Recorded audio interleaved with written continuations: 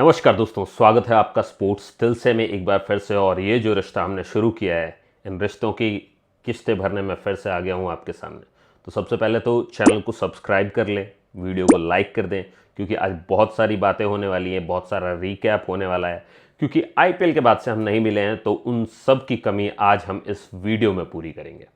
तो जैसे ही आईपीएल ख़त्म हुआ और हम सब ने वो बातें कर ली हैं ऑलरेडी कि केकेआर ने किस तरीके से जीता और कितना फ्लैट मैच था वो एसआरएच की तरफ से, तो ये सारी बातें तो हो चुकी है। लेकिन इसके अलावा जो बाद में जो कुछ फैक्ट्स निकल के आए और मैंने भी नोटिस किया कि अरे यार, ये तो एकदम एग्जैक्टली सेम ही हुआ है कि पहले तो पैट कमिंस यहाँ से वर्ल्ड कप जीत के गए थे और उसका बदला आईपीएल और डब्ल्यूपीएल में इस तरीके से लिया गया है कि जो क्वालिफाई करने वाले दोनों टीम्स थे उसमें इंडियन कैप्टन अगेंस्ट था ऑस्ट्रेलियन कैप्टन के। और दोनों में ही ऐसा था, आईपीएल और डब्ल्यूपीएल में ये सिमिलैरिटीज़ थी। और साथ ही जो दोनों कैप्टन थे, दोनों ने ही बैटिंग चुनी और दोनों ऑस्ट्रेलियन कैप्टन ने बैटिंग चुनी। और बैटिंग चुनने के बाद दोनों ने टोटल 113 रन बनाए, वो भी एग्जैक्टली 18.3 ओवर्स में 113 रन एग्जैक्ट मैच। और एंड में इंडियन कैप्टन्स ने आईपीएल और डब्ल्यूपीएल जीत लिया। तो मुझे तो लगता है कि आरसीबी से इस बार यही चूक हो गई कि अगर वो फाफ की जगह विराट को अगर बना देते कैप्टन, तो क्या पता आरसीबी इसमें भी मतलब वो एक लकी चार्म बन सकता था आरसीबी के लिए। तो वो चीज़ तो मिसिंग थी। खैर, उसके अलावा जो सबसे बड़ा इवेंट अभी शुरू हुआ है, मतलब जो हमें एक चांस मिला है एक तरीके से इंडिया को कि हम वर्ल्ड कप तो हार गए थे और वो दिन तो हम लोग भूल नहीं सकते हैं। क्योंकि मुझे तो अभी तक उसके मतलब जो ट्रेविस हेड ने किया था और जिस तरीके से पैट कमिंस ने पूरी टीम से परफॉर्मेंस निकलवाई थी, वो तो देख के ही मज़ा आ गया था। तो through out the tournament IPL में भी मैं आप लोगों को ये बताता रहा हूँ कि भाई जो प्लेयर्स यहाँ नहीं चल रहे हैं वो भी चलेंगे वहाँ वर्ल्ड कप में। तो एक तरीके से इन डिस्गाइज आप ये कह लो कि इंडिया के पास एक मौका भी है अपना बदला लेने का पिछले वर्ल्ड कप का इस वर्ल्ड कप में। हालांकि वनडे का मुकाबला T20 दोनों अलग फॉर्मेट हैं, दोनों में खेलने का तरीका अलग हो जाता है, लेकिन फिर भी मैं कहता हूँ एक मौका तो है कम से कम इंडिया के पास। तो इंडिया के पास यही चांस है, अगर कुछ करके दिखाना है तो यही मौका है और इसमें वो करके दिखाना भी चाहिए इन्हें। अब तो जैसे आपको पता है कि आईपीएल यहाँ से फिनिश होने के बाद हमने आज़ाद कर दिए इंग्लैंड के प्लेयर्स। और इंग्लैंड के प्लेयर्स आज़ाद होते ही पता है कहाँ पहुँचे? सीधे पहुँचे पाकिस्तान। 4 मैचेस की सीरीज़ थी उनकी और 2 तो अबैंडन हो गए। लेकिन उसके अलावा जो 2 मैच थे उसमें जो भी प्लेयर आईपीएल वाले थे वही इतना भयंकर चल रहे थे कि पाकिस्तान को बहुत भारी पड़ा। जॉश द बॉस का तो गुस्सा देख के पता चल ही गया होगा पाकिस्तान को कि अगर वो मिल गए कहीं वर्ल्ड कप में सामने तो जॉस उनके साथ क्या करने वाला। जॉस चला, रीस टॉपली चला, फिल सॉल्ट चला, तो जितने भी प्लेयर थे इंग्लैंड के वो सारे ही चल रहे हैं। और उन्होंने बता दिया कि T20 का जो है वो आईपीएल में प्रैक्टिस करके आए हैं। असली बदला तो वो निकालने वाले हैं, अभी पाकिस्तान के साथ निकाल लिया, वर्ल्ड कप में दिखाएंगे वो अपना जोर। तो भाई ये देख करके तो बहुत, जब भी पाकिस्तानियों की धुलाई हो जाती है ना, मुझे तो बहुत मज़ा आता है। आपको भी अगर मज़ा आता है तो नीचे कमेंट करो कि आपका फेवरेट मोमेंट कौन सा था। क्योंकि ना बॉलर्स के आगे उनके बैट्समैन चल पा रहे हैं, ना उनके बॉलर्स कुछ कर पा रहे हैं। क्योंकि जिस तरीके का डैमेज दे रही है इंग्लिश टीम उनको, उस हिसाब से तो वो कुछ भी नहीं कर पाए उनके सामने। तो भाई मुझे तो उस सीरीज़ में बहुत मज़ा आया और उसके बारे में कुछ रिपोर्ट्स भी मैंने देखी, बहुत देख करके बड़ा अच्छा लग रहा था कि। लेकिन एक चीज़ देख करके ना बड़ा अफसोस होता है कि एक टाइम पे, मतलब 1992 के टाइम पे पाकिस्तान की जो टीम हुआ करती थी, अगर आप क्रिकेट फैन के तौर पे देखो तो मतलब अब वो चीज़ ना ये ख़त्म हो चुके हैं। इनका ना सब कुछ एक ही चीज़ में घुस गया, सिर्फ एक ही चीज़ पे इनको ध्यान देना आता है। बॉयज़ प्लेड वेल चल रहा है इनके साथ और वही चलता रहेगा। खैर, अब इसके बाद अगर बात करें तो अब अपने पास आ रहा है सबसे important event T20 world cup 2024। और इसमें भी हम लोग साथ बने रहेंगे। लेकिन इसमें सबसे पहले ग्रुप के बारे में डिस्कस कर लेते हैं कि जो ग्रुप्स बनाई हैं वो बड़ी अच्छी ग्रुप्स बनाई हैं। मतलब हर 4 ग्रुप बना दिए हैं और जो छोटी छोटी टीम्स थी उनको भी दे दिया है मौका कि चलो सब लोग अपनी अपनी किस्मत आजमा लो। और इस बार मैचेस होने वाले हैं वेस्ट इंडीज़ में और यूएसए में। देखो अभी तक जितना भी मैंने देखा है उस हिसाब से पिच में थोड़ा बाउंस एक्स्ट्रा हो सकता है, लेकिन टर्न उस तरीके का नहीं मिल रहा है। फिर भी कुछ पेस बॉलर्स हैं जो स्विंग करा रहे हैं, बहुत अच्छी स्विंग करा रहे हैं, लेकिन स्पिनर्स को वो टर्न नहीं मिल रहा है।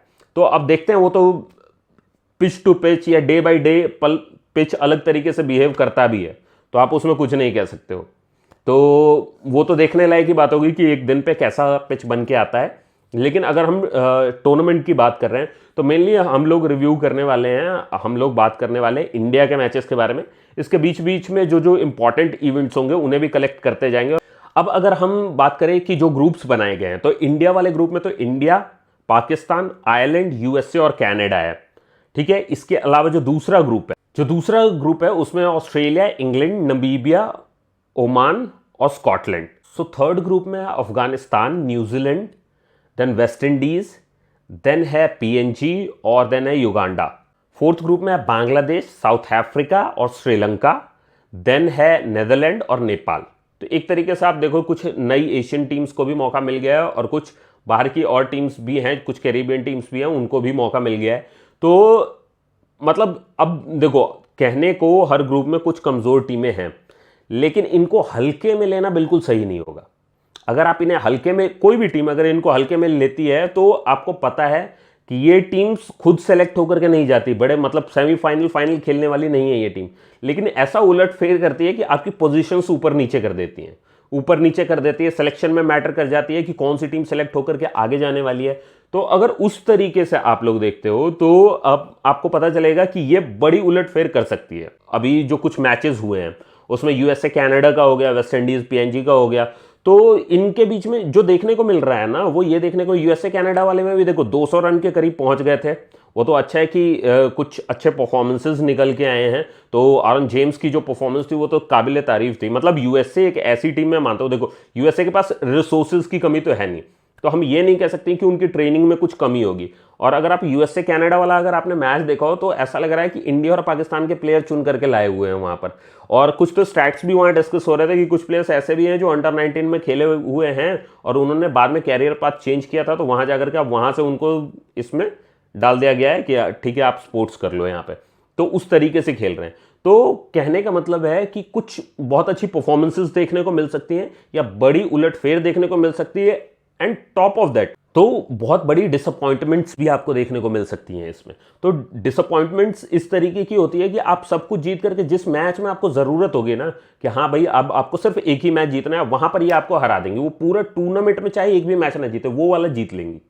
तो ऐसे करके जो भी ये छोटी छोटी टीमें हैं ना, पीएनजी हो गई, युगांडा हो गई, यूएसए हो गई, कनाडा हो गई, ये इस तरीके का डिसअपॉइंटमेंट क्रिएट करने के काबिल हैं। आयरलैंड हो गई, तो इस तरीके की टीमें जो है, नेपाल मतलब ऐसा है कि इतनी भी बुरी टीम नहीं है, मतलब खेल सकते हैं वहां के लोग। तो काफी ये लोग रेगुलर खेलते रहते हैं अपने मैच, ये है कि ये आपस में खेलते हैं।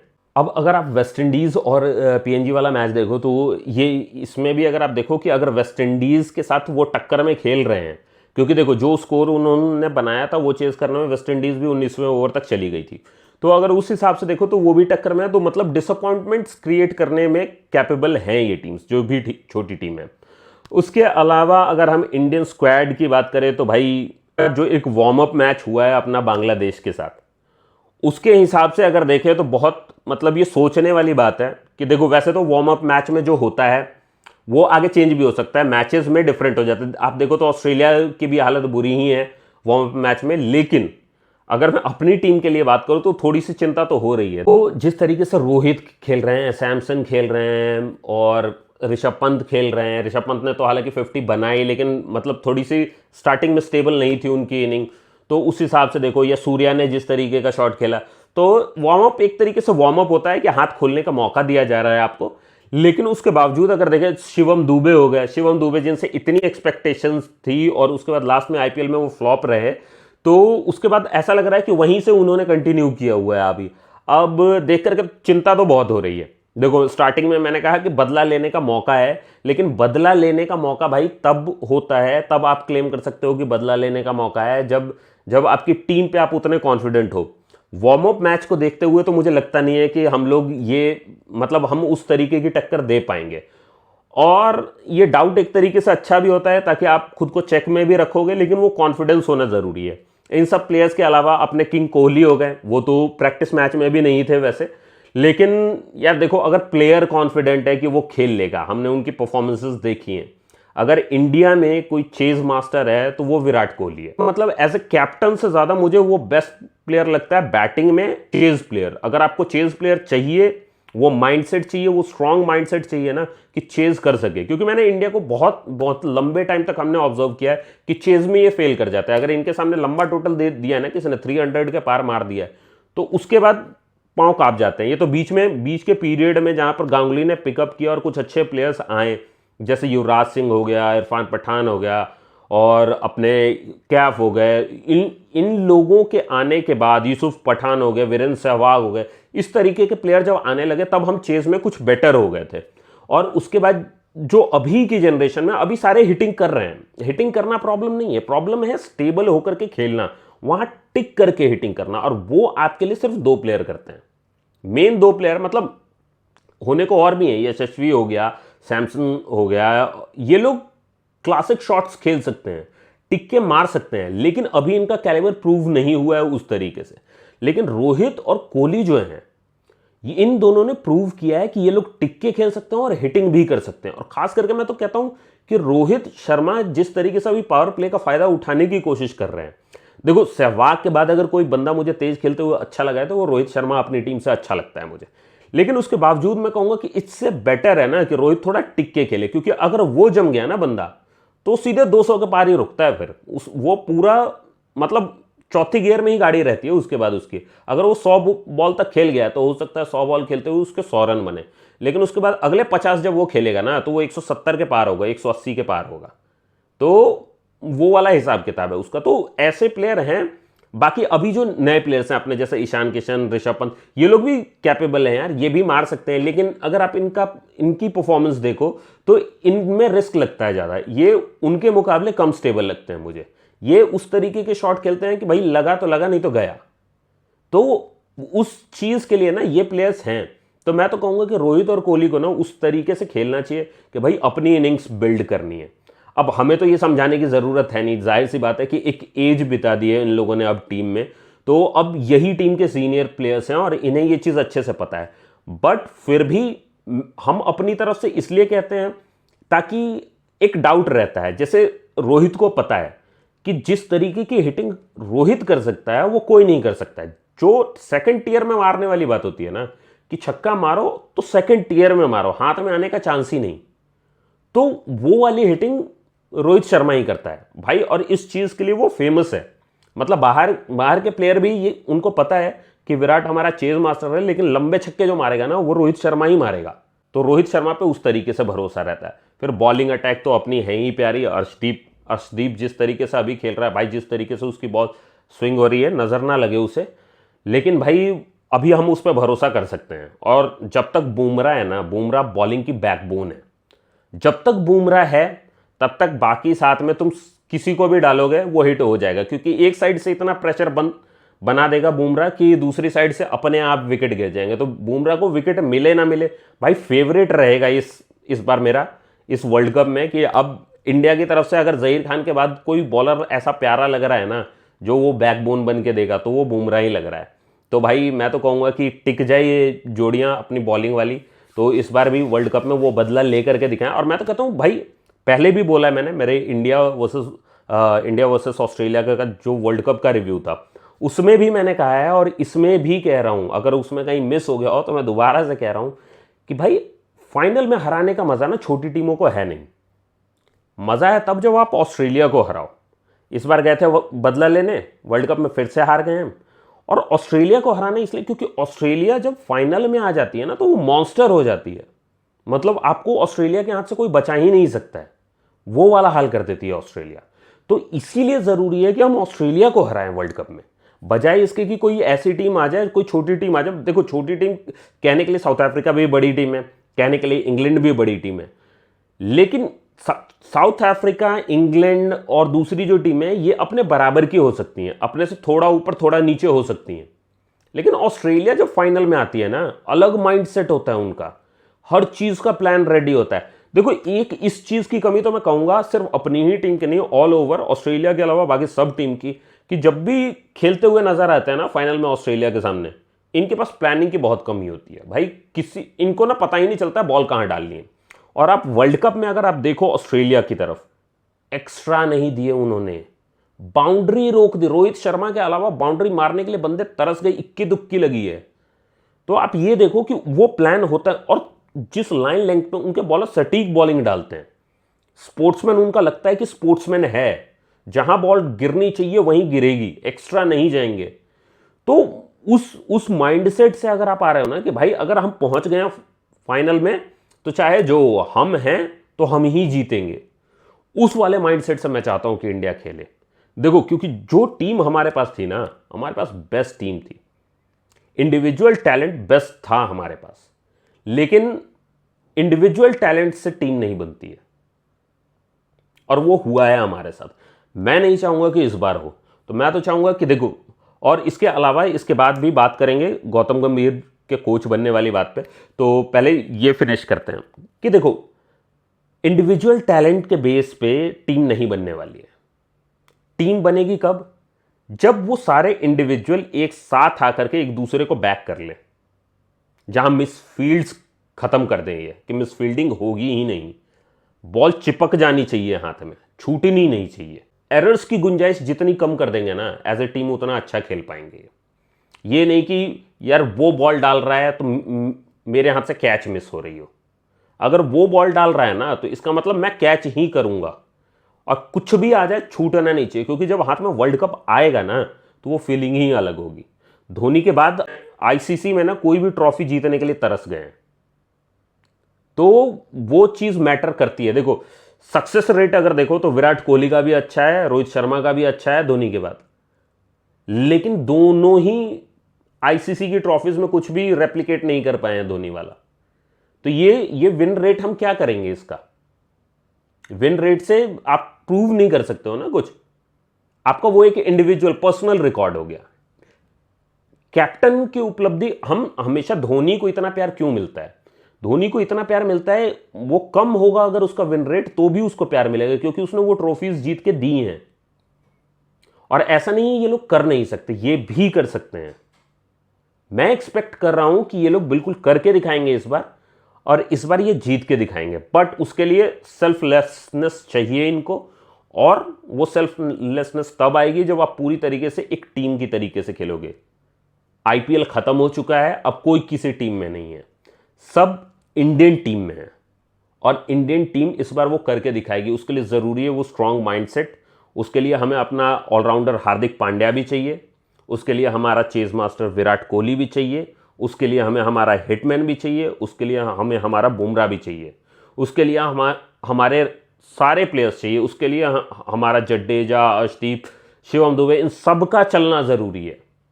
वो फोकस का लेवल होना चाहिए कि बॉल फुटबॉल की तरह दिखे आपको।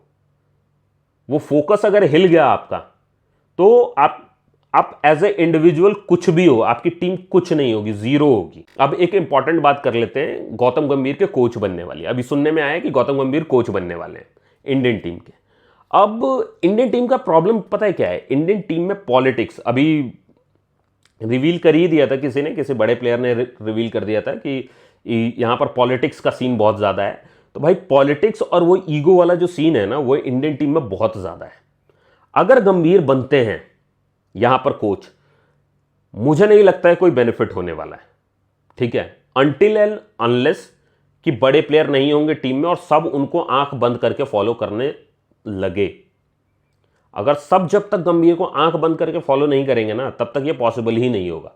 क्योंकि अपनी टीम में बहुत इतने बड़े बड़े नाम है ना, इतने बड़े बड़े नाम है कि उनका ईगो ही सेटिस्फाई नहीं होगा कि मैं कैसे एक बंदे को क्रेडिट लेने दूं। और ये प्रॉब्लम है, हमारे सोसाइटी की भी ये प्रॉब्लम है कि हम सारा क्रेडिट एक बंदे को उठा के दे देते हैं। देखो ये बात गंभीर कह चुका है, और सच्चाई ये है कि जब वर्ल्ड कप हम जीते हैं तो युवराज सिंह और अदर प्लेयर्स की भी इंपॉर्टेंस थी उस तरीके से, सबने कंट्रीब्यूट किया था, और हमारी सोसाइटी ने एक बंदे को हीरो बना दिया, ठीक है। मैं ये नहीं कह रहा हूं कि वो हीरो नहीं था, वो भी था और दूसरे भी थे, सबको मिलना चाहिए था उसका क्रेडिट। और इसके लिए वो बंदा जिम्मेदार नहीं है जिसको क्रेडिट मिला, इसके लिए हम लोग जिम्मेदार हैं, आप और मैं, कि हमने सिर्फ एक बंदे को क्रेडिट दिया। इंडिविजुअली अगर मैं अपना देखूं तो मेरा तो पर्सनल फेवरेट वीरेंद्र सहवाग, मेरा पर्सनल फेवरेट है वो। उसके अलावा मुझे युवराज सिंह पसंद हुआ करता था, जहीर खान पसंद हुआ करता था, उन सब ने कॉन्ट्रीब्यूट किया है वहां पर बैठ करके। गंभीर के रन्स इंपॉर्टेंट थे वहां पर, दोनों ही वर्ल्ड कप में उसने किया हुआ है कंट्रीब्यूट उस तरीके से। तो अगर आप देखो तो इन सबको क्रेडिट मिलना चाहिए। और मैं कहता हूं कि अगर गौतम गंभीर टीम में आते हैं तो पहले तो लोगों के ईगो सेटिस्फाई नहीं होंगे और उस खींचातानी में ना टीम मारी जाएगी। छोटे प्लेयर्स बेचारे दब जाएंगे कि हम किसकी तरफ जाएं। जाहिर सी बात है वो कैप्टन को फॉलो करेंगे, कोच वैसा कुछ चाहेगा नहीं, कोच जो करने के लिए कहेगा वो चीज़ें चेंज हो जाएगी और खींचातानी में ही टीम खत्म हो जाएगी। इससे बेटर है कि आप गौतम गंभीर को उससे दूर रखो। मेरा तो गौतम गंभीर को भी यही सजेशन रहेगा, क्योंकि ये पॉसिबल ही नहीं है कि इतने बड़े नाम होते हुए एक का ईगो, अपना ईगो साइड में रख करके कोई आपको फॉलो करे। देन अगर सारे प्लेयर्स रेडी हो जाते हैं अपना ईगो साइड में रखने को, तो उसके बाद ये नहीं कि जैसे अभी हो रहा है ना कि केकेआर में कि श्रेयस को उस तरीके का क्रेडिट नहीं मिला और सारा क्रेडिट चला जाता है अपने जीजी को कि भाई इसने करके दिया है। इसने करके दिया है, लेकिन सुनील नारायण भी इंपॉर्टेंट था वहां पे, जिसने उस तरीके से खेला है। स्टार्टिंग में फिल सॉल्ट, बाद में गुरबाज, श्रेयस अय्यर, वेंकटेश अय्यर, ये सब इंपॉर्टेंट है। और एंड में आते आते मिच स्टार्क ने जो जिस तरीके की परफॉर्मेंस दी है ना इंपॉर्टेंट मैचेस में, सीरियसली मैं कभी कभी सोचता हूं कि क्या ऑस्ट्रेलियन माइंडसेट है जो स्पोर्ट्स में इस तरीके से काम करता है। जब पब्लिसिटी करो ना तो इस तरीके से करो कि ये कोच थे और ये टीम थी, इसने ये किया, इसने ये किया, इसने ये किया, और इस तरीके से हमने एक टीम बन करके ये मैच जीता है, बजाय इसके कि इस एक बंदे ने हमें ये मैच जिता दिया। चलो अब देखते हैं इस वर्ल्ड कप में क्या होता है। अभी ज्ञान तो बहुत हो गया, आप देखते हैं कितना ये आप अप्लाई कर पाते हैं अपने ऊपर और क्या सीख के गए हैं, क्या इन्होंने आईपीएल से उठाया है, क्या वर्ल्ड कप से उठाया है, क्या इनके समझ में आया है। तो अगर इसमें मज़ा तो तभी आएगा जब ये कुछ सीख के गए हो, इनके पास कोई प्लानिंग हो इस वर्ल्ड कप के लिए। तो अभी तो सबसे इंपॉर्टेंट मैच आने ही वाला है, इंडिया वर्सेस पाकिस्तान। देखो इंडिया वर्सेस पाकिस्तान एक हाई प्रेशर गेम ज़रूर होता है, लेकिन यार एक लेवल की टीम नहीं है भाई, ये तो सभी मानेंगे कि लेवल की टीम नहीं है। फिर भी मैं कहूँगा कि उस तरीके से हराओ इन्हें ना कि मतलब कोना नहीं बचना चाहिए मुँह छिपाने के लिए, उस तरीके से हराओ इन्हें। और उसके अलावा अपना आयरलैंड वाला है ही, वो भी एक तरीके से प्रैक्टिस मैच मान लो। और ऐसे करके बाकी की टीमों के साथ तो ग्रुप में है ही, फन गेम्स होंगे अभी, लेकिन उनको इतने हल्के में अगर ले लिया तो जैसे कि मैंने कहा है कि छोटी टीमें ना बड़ी डिसअपॉइंटमेंट क्रिएट कर देती हैं कई बार, तो वो हो सकता है। चलो तो इसी के साथ लाइक कर देना इस वीडियो को, सब्सक्राइब कर लेना मेरे चैनल को, ताकि आगे हम बात करें इसी तरीके की और इस मुद्दे को ऊपर तक लेके जाएंगे। वर्ल्ड कप आना चाहिए, वर्ल्ड कप हमारा है।